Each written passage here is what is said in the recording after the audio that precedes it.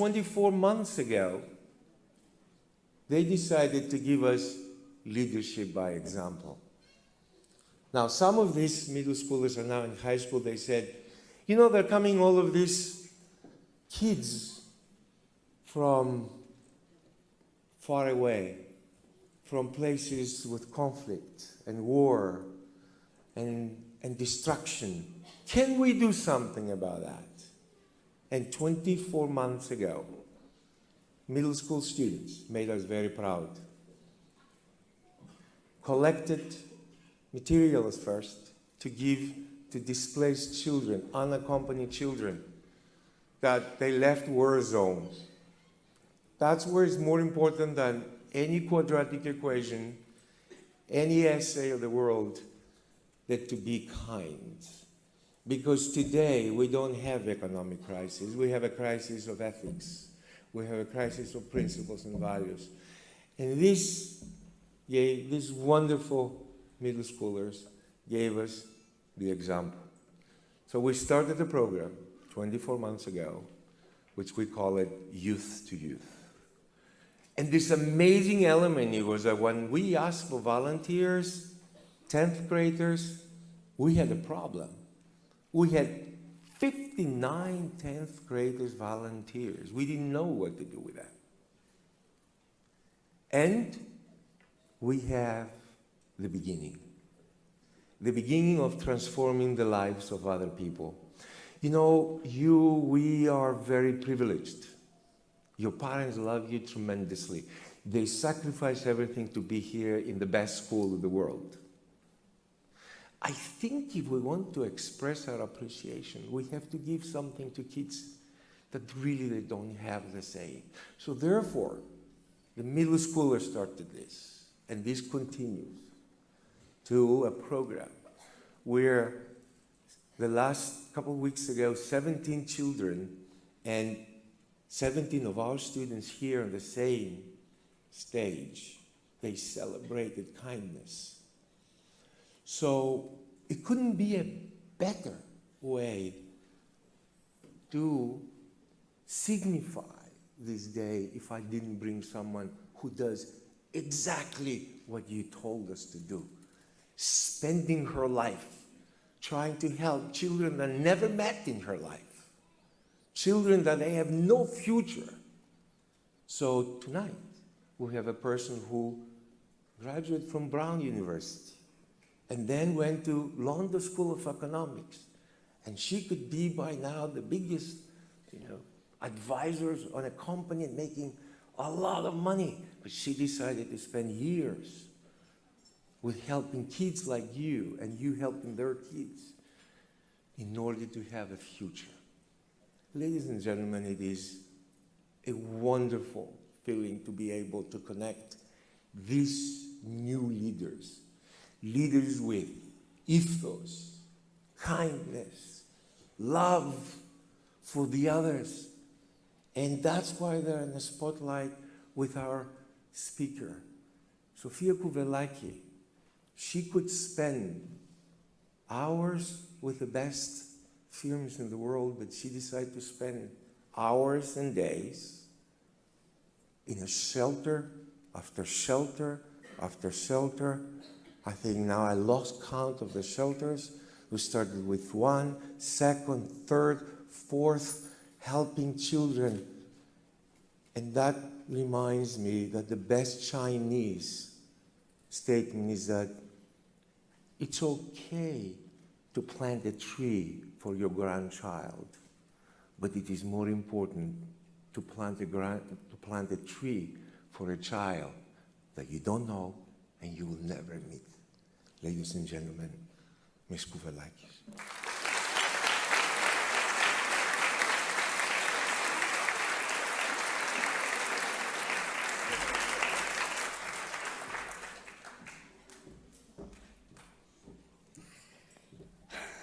Thank you so much for these words. Dear 8th graders, congratulations. Ladies and gentlemen, it's a great honor to be here with you today at the mid-school graduation of ACS, a human-centered academic institution of excellence, preparing you, tomorrow's leaders, with ethos to serve humanity. Through innovative teaching and diverse educational experiences, ACS not only enables you, its students, to realize their unique potential academically, intellectually, socially, and ethically, but through education, it creates communities of support and empowerment for the most vulnerable children of this society.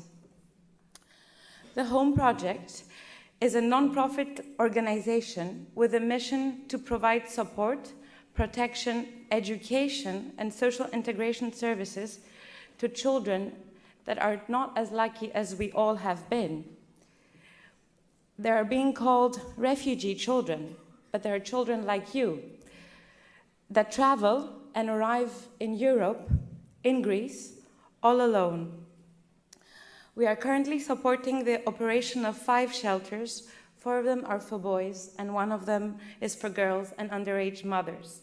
And we have another 7 in the making, so a total of 12 shelters for 240 kids that will lead to the creation of more than 100 jobs, half of which will be for the refugee community. I couldn't be more grateful to Dr. Yalamas, the ACS teachers and staff, the ACS boards, but most of it to you, to its students, for including in your family the first 17 children of the Home Project.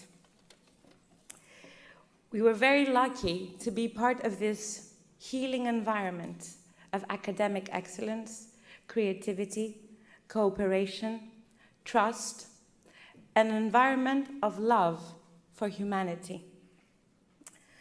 So one of the reasons I'm here today, besides the utmost respect and admiration I have for Dr. Yalamas and the ACS institution, is that I gave a promise to a 12-year-old boy from Afghanistan. His name is Hamid, and I promised him I would share his story with you. You see, Hamid was supposed to be starting middle school, but instead he left by himself from Kandahar in Afghanistan to come to Europe.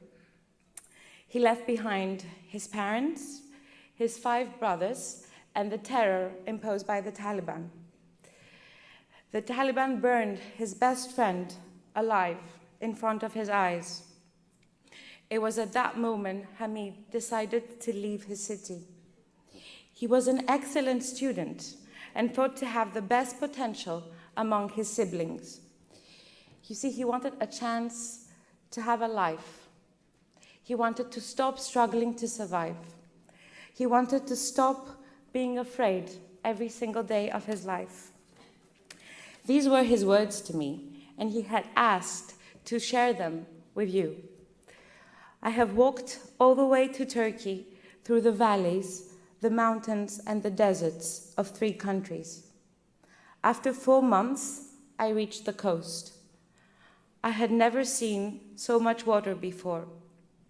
The small boat to Greece was full of people. Women and babies were crying. Thank God we arrived alive, but we were arrested by the police. I ended up in prison. It is difficult when I think how many days I was there. What did I do wrong? Hamid was detained with another 40 children for more than 2 months in Amygdaleza, a detention center for refugees in Greece. After being released, he spent 5 months homeless, living in Pedion του Άρεος, one of the largest public parks in the center of Athens. Hamid ended up in one of our shelters, and he actually ended up on this stage a week ago. So I'm sharing this story not to make you feel sad, not to shock you, but to make you understand how lucky you are to be here, to be part of this school, and that you have a great future that you should make the best of. You know, Hamid is one of thousands of children traveling alone amidst the biggest demographic change since the Second World War. They call it a refugee or migrant crisis, but it's a more complex phenomenon. Amidst this crisis, there are children that are undertaking epic journeys that would intimidate even the strongest adult. Traveling alone and unprotected, they're exposed to all sorts of dangers. Hamid is one of the 7,000 unaccompanied minors that have been officially registered in Greece since the beginning of 2016. This is a 5 times larger number than the corresponding period a year ago.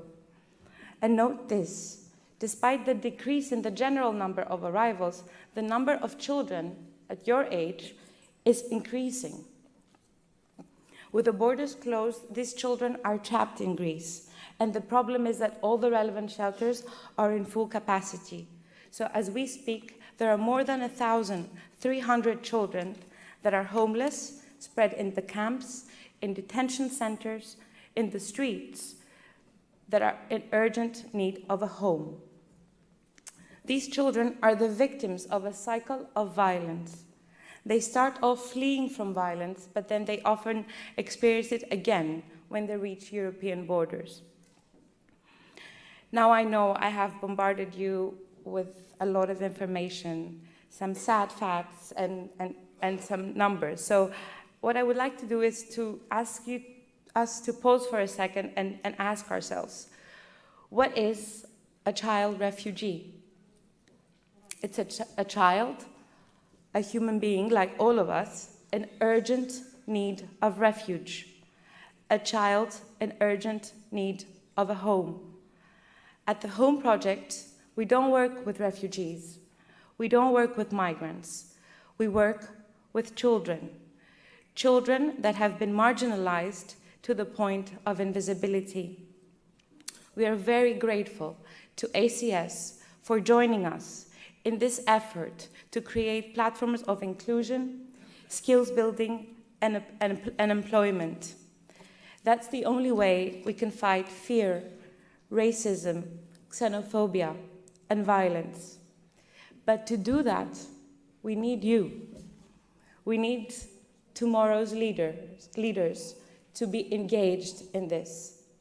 Not for the refugee crisis or for the migrant crisis, to create an environment of support and love for the children of the world. 3 elements are key to our work. The first one is empathy. And I've seen your empathy. I've seen your empathy with the children of the Home Project, and I couldn't be more grateful for that. The second one is the creation of a positive community of support, which is part of what we're trying to do here today. Altogether, we can be much more effective and efficient in addressing this crisis. The third is efficiency and rapidity of operations. Every minute, 12 children are being displaced in the world. Every minute we lose turning our backs on this issue has a serious toll on human lives. Supporting and empowering these children is a daily resistance to this violence. These children could be our children. These children, with you, can be tomorrow's future. By turning our backs to them, it's like giving up on hope, giving up on love, giving up on a better world. In what kind of a world do we want to live? In what kind of a world do we want our children to live in? Supporting these children is a daily fight, and thank you so much for helping us to enable them to dream again. That's the promise we gave to Hamid. That's the promise we give every day to Omar, Amadou, Ali, Osman, Bekir, Fares, Mamadou, Diyar, Taha, and to all the children that we work with. I would like to thank you from the bottom of my heart for supporting us in this fight and helping us help these children become what they are, children again. Thank you.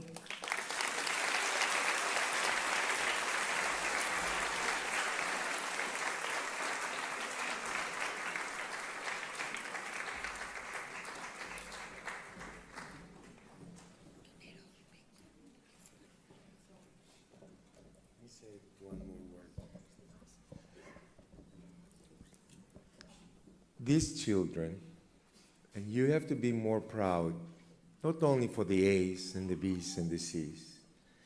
These children, they were able to make other children dream. I think I'm more proud for these children.